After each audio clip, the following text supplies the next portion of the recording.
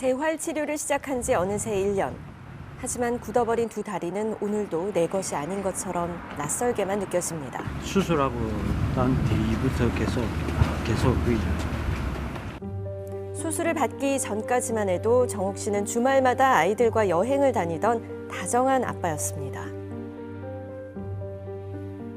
평상시에 이래 걷고 막 운동하고 이런 데서 갑자기 힘이 빠지고 그래가지고 이제 병원에 이제 찾아가가지고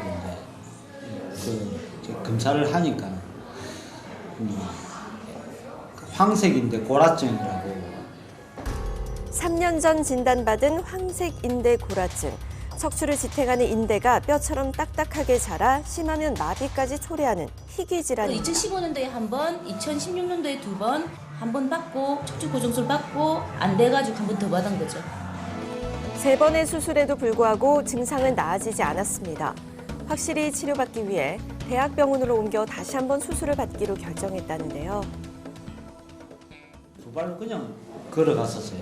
수술 침대에 올라갈 때도 다른 의료진 부축 없이 그냥 내 혼자서 올라갔었고요.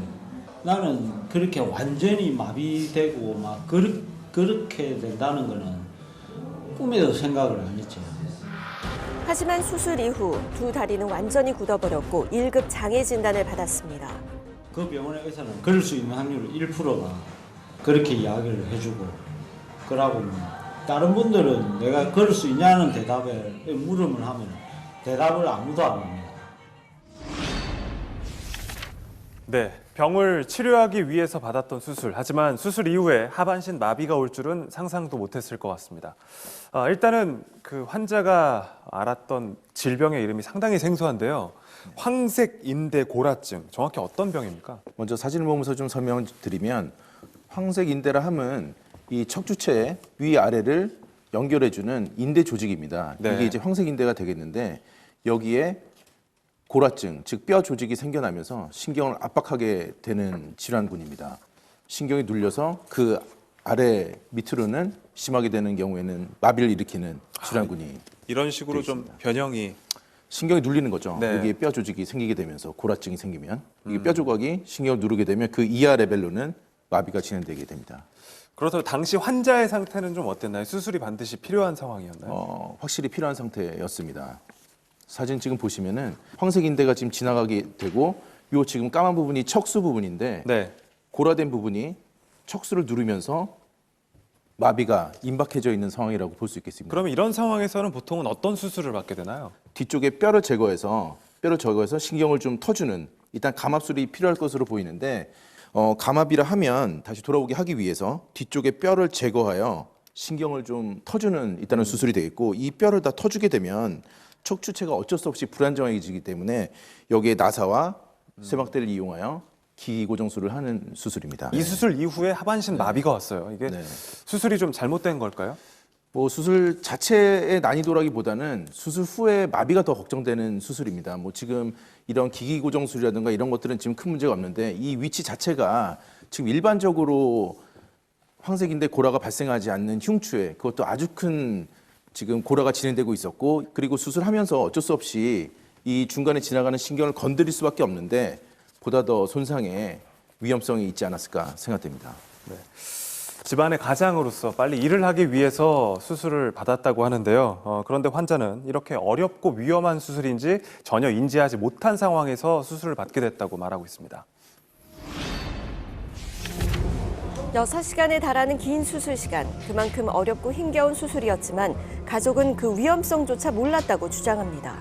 이 수술은 매우 위험한 수술이니까 완전 하반신마비가 올 수 있다 이런 설명을 안 해줬어요. 진짜 하반신마비가 올 수 있다, 위험한 수술이다 하면은 한 번 더 생각해 본다든지, 아니면 좀 서울 좀 더 큰 병원 가서 알아본다, 여러 군데 더 알아봤겠죠.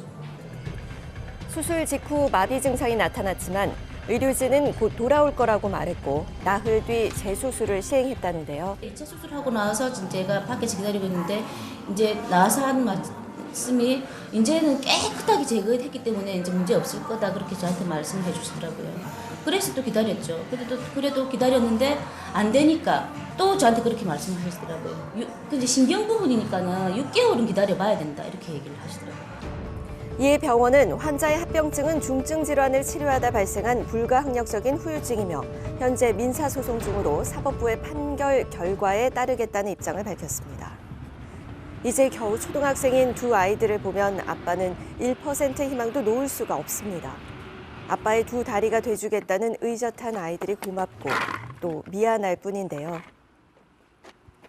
우리 아이들 그냥 아빠랑 같이 수영장 가고 아빠랑 같이 목욕탕 가는 게 지금 소원이래요. 그런 아이들 말 들을 때마다 마음이 아프죠. 네, 가족은 수술이 하반신 마비 원인이 됐다고 주장하고 있습니다. 자, 환자가 수술을 여러 차례 받았는데요. 변호사님, 네. 정리를 한번 해주시죠. 네, 2015년 12월에 후방 감압술을 시행을 했는데요. 이때도 호전이 되지 않아서 첫 수술 이후에 두 차례 수술을 더 했습니다. 그래도 호전이 되지 않아서 2017년 6월에 후방 감압술 및 후방 고정술을 시행했는데요. 이 수술 이후에 바로 하지 감각 이상이라는 신경학적 증상이 나타났고요. 그래서 사흘 뒤에 6월 20일 날 혈종 제거술을 시행했습니다. 환자의 가족들은 27년 6월 수술 이후에 하지 감각이 발생했기 때문에 이때 집도에 과실이 있었다고 주장하고 있습니다. 네, 선생님 의견은 어떠신가요? 수술에 어떤 문제가 있었던 건가요?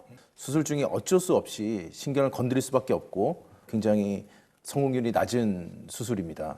조금 아쉬운 점이 남는다면 이 먼저 병원에서 3번의 수술에 걸쳐서 이미 조직들도 많이 유착된 상태에서 점점 더 10%밖에 없는 성공률에서 더 낮아졌겠죠. 근데 처음부터 그냥 수술이 조금 더 잘 됐더라면 조금이라도 더 희망을 가질 수 있지 않았을까라는 생각이 듭니다. 변호사님은 어떻게 보시나요? 워낙 어렵고 수술이 이제 좀 난이도가 있었다면 과실을 인정하기 좀 어려운 거 아닙니까? 환자와 의사는 하지마비, 신경학적인 어떤 문제를 해결하기 위해서 수술하게 된 건데요. 오히려 신경학적인 증상, 하지마비를 발생시켰기 때문에 과실 책임을 인정할 여지가 상당히 높아 보입니다. 뭐 이번 사례랑 비슷한 판례도 있지 않을까 싶은데요. 네, 그렇습니다. 2013년 서울중앙지방법원 판례인데요. 이 사건과 유사하게 척추 수술을 시행받고 하반신이 마비가 된 사례에서요.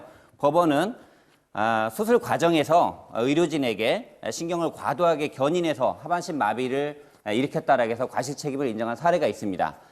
이번 사례 같은 경우에도 결국은 하지마비를 방지하기 위해서 수술을 시행한 건데 하지마비를 일으킨 점에 있어서는 이 사례와 유사해서 과실 책임이 인정될 여지가 많아 보입니다. 네, 그렇군요.